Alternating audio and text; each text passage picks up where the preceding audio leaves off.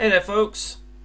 Came across this link on social media, going over to fanbros.com, and it's a link detailing a She-Hulk Netflix series on the horizon. Now, I am aware there have been some red herrings before speculating about a She-Hulk Netflix series before, and I was quite pleased that that this was finally going to happen, because I am actually a big fan of She-Hulk. Just from the premise of the character's origin to the fact that she's very sarcastic, says how she feels, and is pretty much a female protagonist in comic book lore that you can actually take seriously, because there have been too often where they introduce a female protagonist but is only brought in as eye candy. Example, Mary Jane Watson or Gwen Stacy. Although the way that Gwen Stacy was brought in The Amazing Spider-Man, they actually gave her a lot of clout and a lot of credibility, but the way that Mary Jane in particular had been portrayed from Spider-Man 1, I found her to be, pleasant and okay. Spider-Man 2, barely tolerable. Spider-Man 3 is like, oh good lord, why is Parker dating this girl? But we're getting off the subject. But then you have Jennifer Walters, a character who is a practicing, attorney at law, who just so happens to be the cousin of Bruce Banner. She gets involved in an accident. Now, over the years, it varies from where, how Bruce gives her a blood transfusion. Now, I do like in the 96 Hulk animated series, that part stays intact. Because Jennifer was dying from a loss of blood. She gets injured by one of Doctor Doom's goon droids, for lack of a better description. And Bruce, knowing he didn't have much time, it's like, oh good lord, what do I do? And he saves his cousin, but in doing so, he's passed along his gift and his curse to his own flesh and blood. Now again, there are probably so many different variations over the years where they changed certain aspects of how she got to be put in the position. Now, those that remember the Shamelessly She-Hulk web series, which, by the way, guys, awesome, I love your work. They have it where I think she was involved, she got injured in like a hit and run situation. If I'm messing up details, it's because I haven't seen the series in years, so I do apologize in advance. But the template was still kept the same. Bruce gave her a blood transfusion. She's saved, but I think the way it works for Jennifer is she hulks out through the means of she actually controls it. She can actually Hulk out at will, whereas poor Bruce, he has the rather unfortunate disposition where make him angry, make him upset, or as the 2008 movie has shown, get his pulse rate to hit 200 beats per second and boom. We've got a gamma major anger management situation on our hands. The thing that's intrigued me, but partially annoyed me at the same time, is over the years, when Bruce has transformed into the Hulk, he has no recollection of what he's done. He pretty much loses consciousness, and the Hulk, it's a bit like Jekyll and Hyde, where the Hulk's consciousness takes over, but with the Hulk there's little to no intelligence, and it's pretty much hit first, ask questions later. Whereas with Jen, she retains her intelligence and her personality. Now, whether it's because there are certain aspects of Jennifer's genetic makeup that allows her to retain her intelligence and personality, I don't know. Maybe it's just the way that the female genetic makeup, for lack of a better description, allows her to retain control over the Hulk's savage nature. I don't know, but I always felt like Bruce was getting the raw end of the deal, where he has no control over his creation, for lack of a better word, but Jennifer did. Although the way that they have things in the 96 series, the only thing that they change is that Jennifer never reverts back to her regular form, with the exception of the season 2 episode Trip Down Memory Lane, where because she's overexerted herself so much, she actually changes back to regular Jennifer until she's in a stressful situation where she hulks back out and the status quo is resumed. And after enough procrastinating and just giving you a brief backstory of Jennifer Walters' backstory, for those that may not know, for those that do know, you can skip to a certain part where we could just talk about the topic in question. I shall read the article as follows. Marvel Studios has confirmed that a She-Hulk television series is currently in development. Hallelujah! Adding to the recent updates of their Netflix deal due to the success of Daredevil Seasons 1 and 2 and Jessica Jones. That one is awesome. I haven't seen enough of Daredevil to make an opinion, but Jessica Jones, freaking amazing. Marvel has decided to bring everyone's favourite green lawyer to a screen near you. But will the series follow in tone to its predecessors? We sat down with Marvel Television executive producer Jeph Loeb, and this is where I start to get worried, to get the story on why She-Hulk might be Marvel's first foray into the classic comedy procedural. I think that's how it's pronounced. We love our civil service vigilantes here at Marvel, and we couldn't think of a better one to bring to TV. Jennifer Walters has always had the luxury of being the tongue-in-cheek hero in our lineup. It's pretty much true, considering the comic book she's always breaking the fourth wall. Wonder who did that first, if it was her or Deadpool. Leave the answer in the comments section below, because I honestly don't know. Her books never quite reached the gravitas of something like The Incredible Hulk, because they don't have to. She's a mix of the street-level vigilante and the superheroic badass. She's a Hulk and a lawyer, where Matt Murdock might shirk the responsibility of the law to accomplish Daredevil's goals. Jennifer Walters will use the law to aid in She-Hulk's exploits. Many an actress have been attached to this role since the announcement was made at San Bernardino, hope I pronounced that correctly, Comic-Con. Jennifer Lopez, America Ferrera. Oh, didn't know they actually named a girl America. If so, awesome. Mindy Kaling, Taraji P. Henson, Tracy Ellis Ross, the lady at the bodega with her rollers under a scarf. I'm just reading what it says here. No matter the choice, Loeb did promise us his top pick is very interested in the project. The actress I really want to tackle this isn't known exclusively for her acting, but she promised that if she was chosen for the role, that she'd study under the best. I can tell you she's a powerful woman of colour. She's already got a booked year, but I think with the formation of this project, she's going to be involved one way or another. Is Loeb hinting at a Beyonce Marvel debut?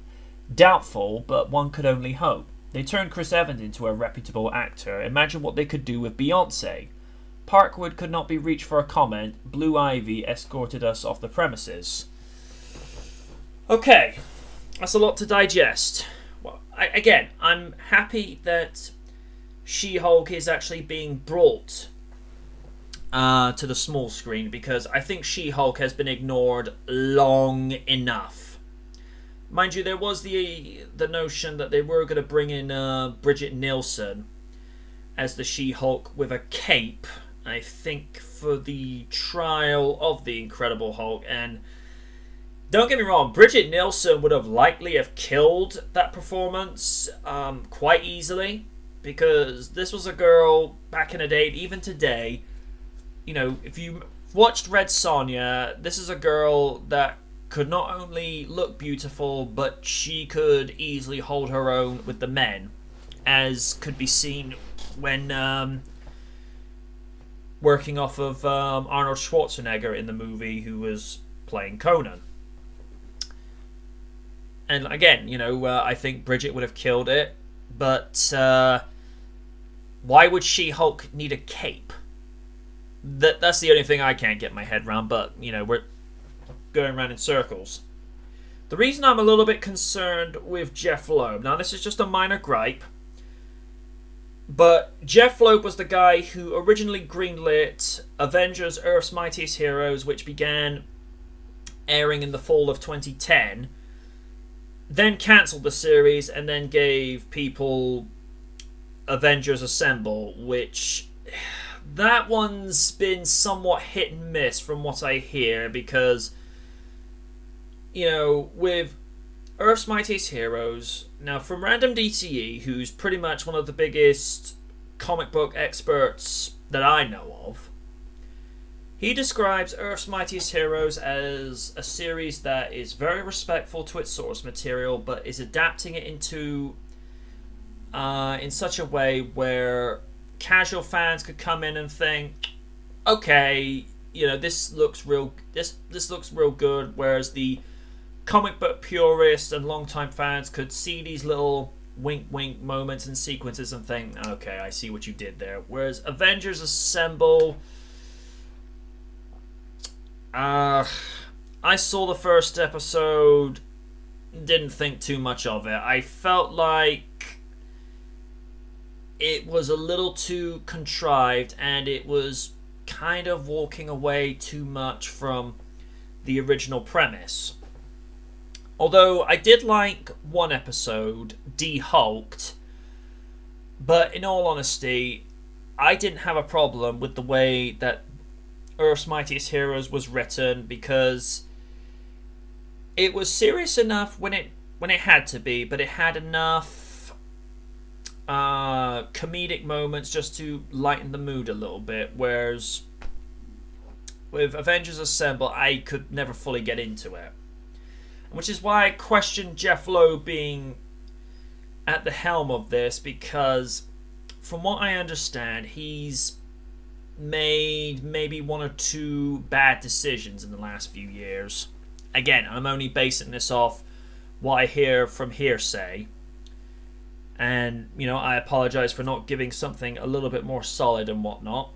And I even, leave the link in the description from Fan Brothers. But, yeah, Loeb is not very well liked. Let's just leave it at that. As for the potential Emerald Lady, for lack of a better description, in all honesty, I think they need to do as they did with Daredevil and Jessica Jones and go for someone completely unknown. Now, I'm not saying that J-Lo couldn't do it. Beyonce, it's really difficult to say, because the only acting job that I know of that she has done to date was Austin Powers 3 Goldmember as Foxy Cleopatra. Now, from what I remember seeing of that flick, and I haven't seen that movie in years, I thought she was okay. She's no Viola Davis, she's no Tandy Newton. She's certainly no Tatiana Ali, and I really miss that girl in acting. I mean, as Ashley in Fresh Prince, everyone loved that character, just very sincere and very believable. I don't know. I think if Beyonce was given time to actually prep and just not necessarily go through years of acting school, but just go through enough acting training sessions just so that people could really buy into the concept of her being She-Hulk. I mean, from a physical standpoint, with the way she looks at the moment, you know, she is in fine physical health. She looks after her figure. Get her to tone up a little bit as and when they need her to do the Hulk out scenes and whatnot. Physically, she could pull it off. I don't see any reason, like I say, from a visual aspect, why it couldn't be done. But again, she doesn't have many acting credentials around her waist at the moment, so it's difficult to say. Again, I think they should go for someone completely unknown. You know, go for somebody that not only idolizes the character, but could do it in a way that, you know, makes the character her own. And if they're going with the idea that, you know, this is still going to be Jennifer Walters, is she still going to be the cousin of the Hulk in this?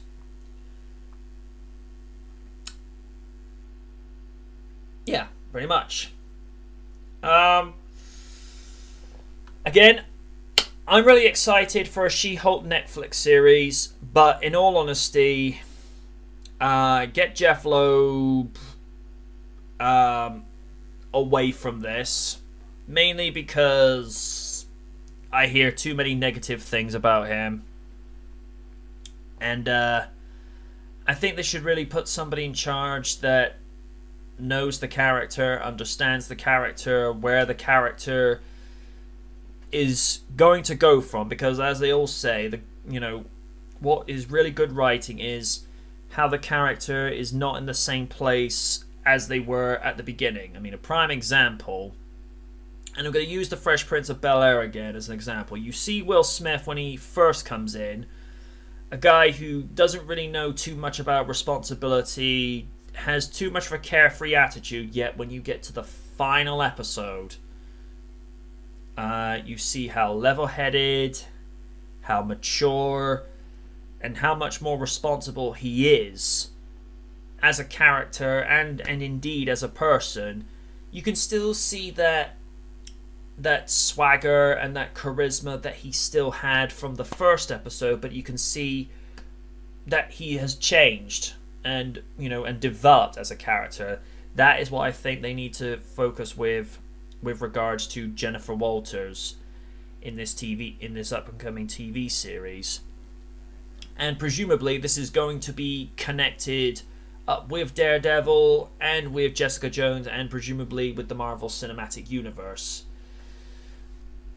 Which brings into the question, how would Mark Ruffalo fit into this? Because he's the one that has to give the blood transfusion in order to save Jennifer Walters' life if they're still going to go through with that same plot piece. Anyway, I have procrastinated long enough. Leave your comments in the comment section below and get the conversation going on social media with the hashtag SheHulkTV. Knowing She-Hulk, that she'd actually like to have a YouTube channel named after her. Like, I just imagine that She-Hulk TV. That'd be fun. Anyway, good night from the night.